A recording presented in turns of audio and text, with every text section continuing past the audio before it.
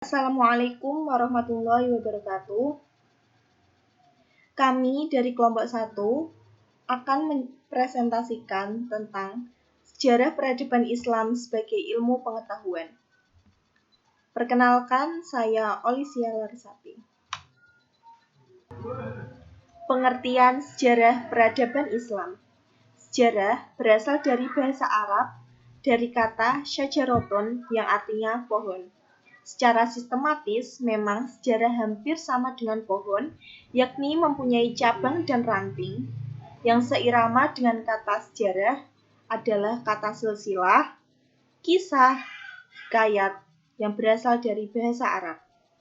Dalam bahasa Inggris disebut dengan history, yakni cabang ilmu pengetahuan yang berkenaan dengan kronologi berbagai peristiwa.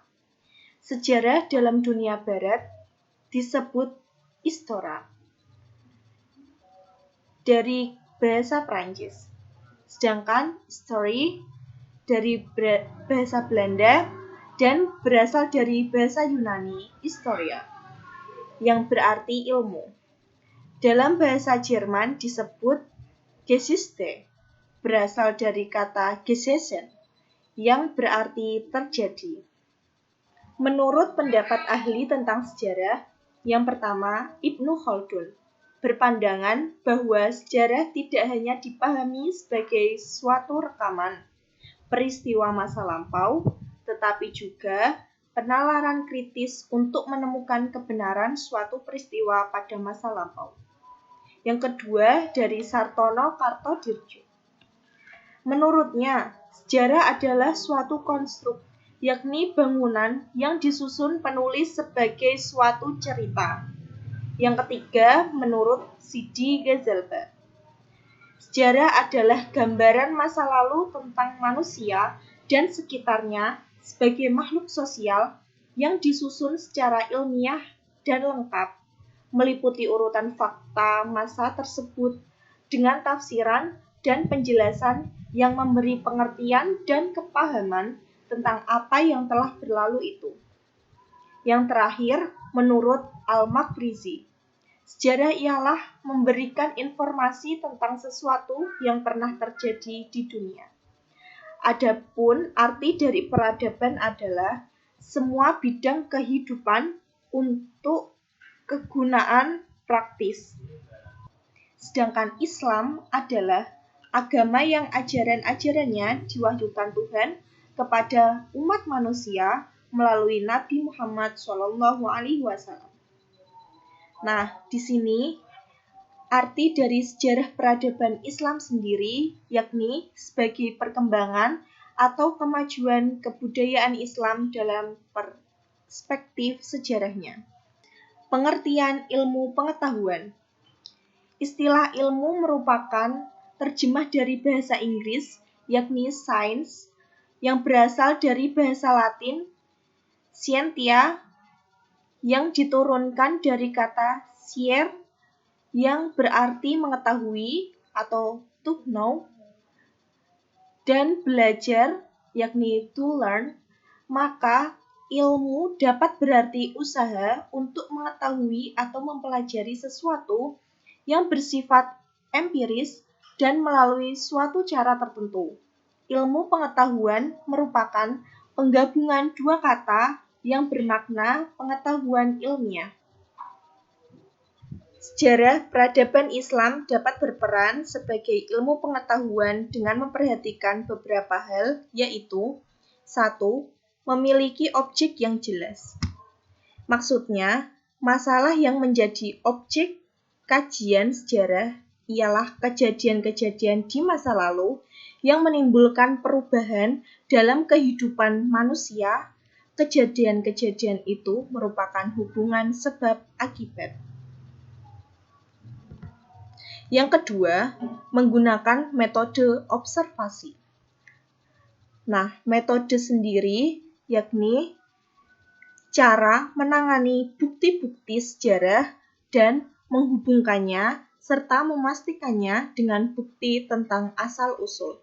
Kemudian, menarik tafsiran dengan bukti peristiwa, masa lampau sehingga terlihat probabilitasnya. Yang ketiga, disusun secara sistematis.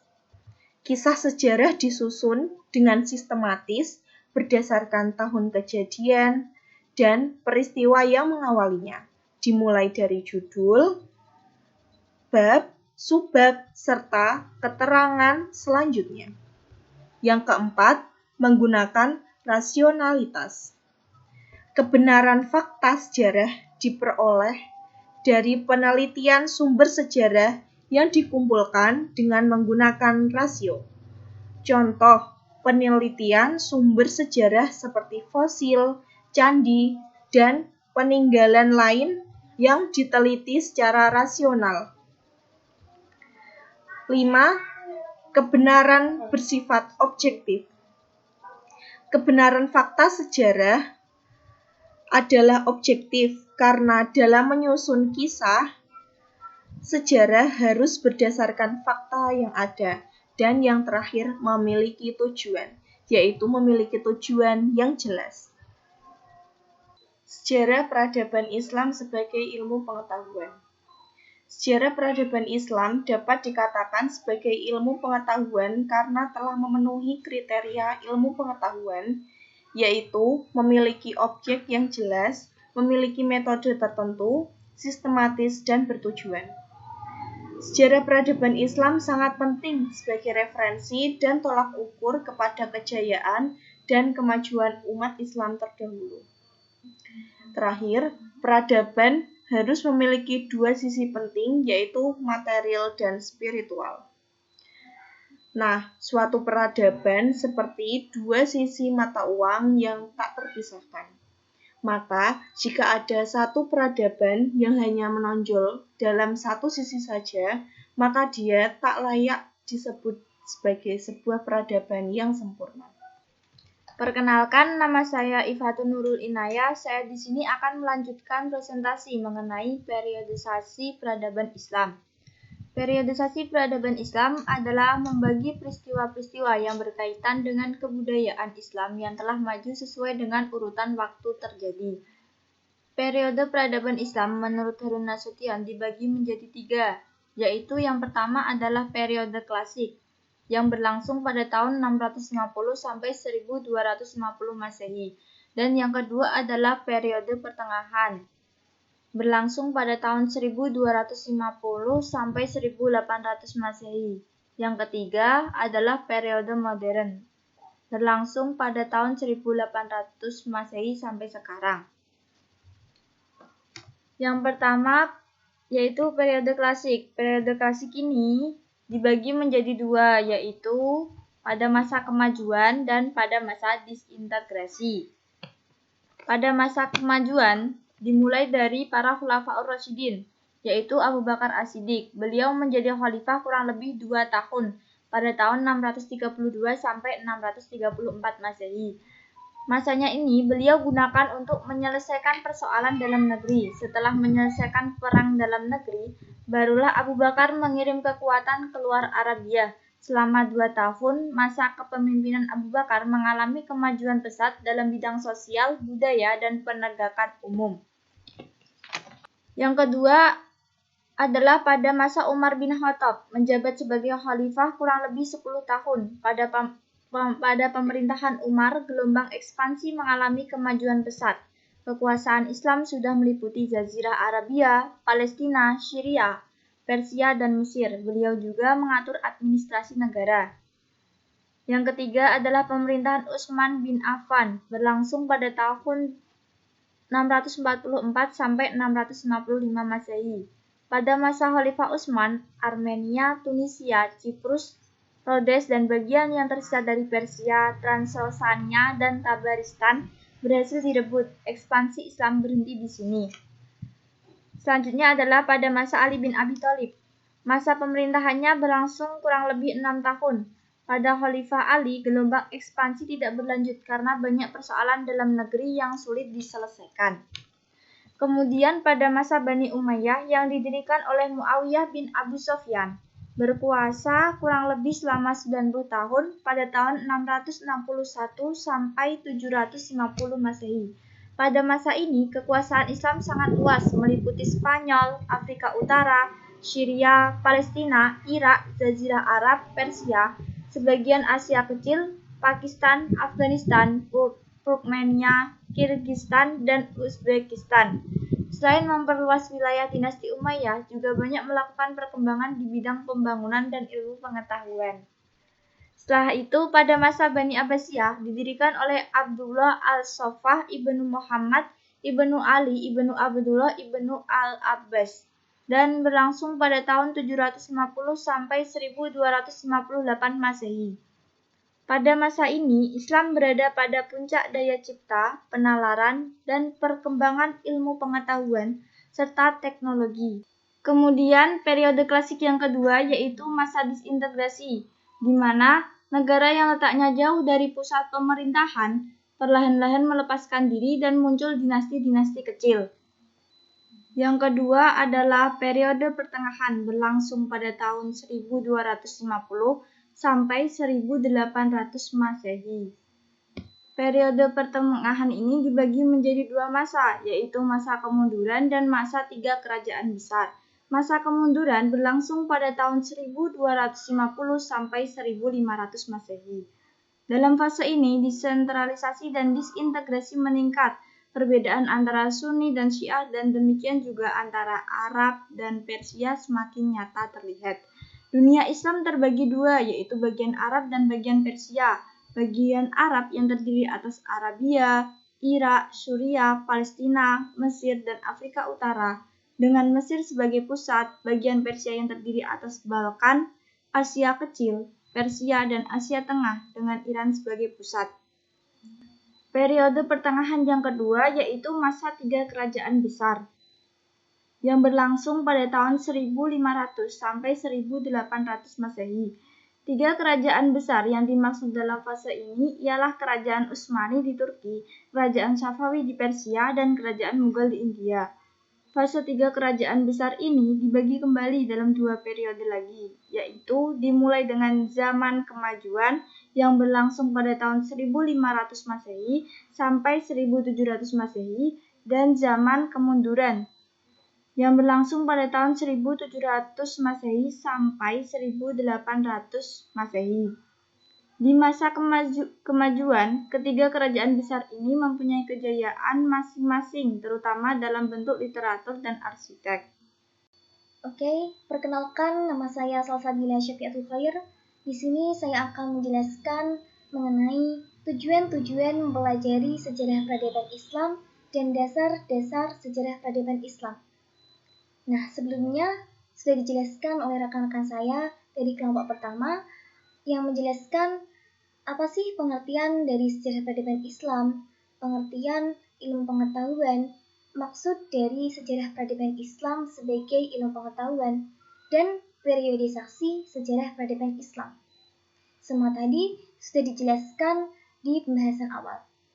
Nah, namun sebelum kita mulai di penjelasan selanjutnya, yakni tentang tujuan mempelajari sejarah peradaban Islam, perlu kita tahu bahwasanya mempelajari sejarah peradaban Islam diibaratkan sebagai sebuah pohon, yang mana sejarah merupakan akar masa lalu dari sekelompok masyarakat.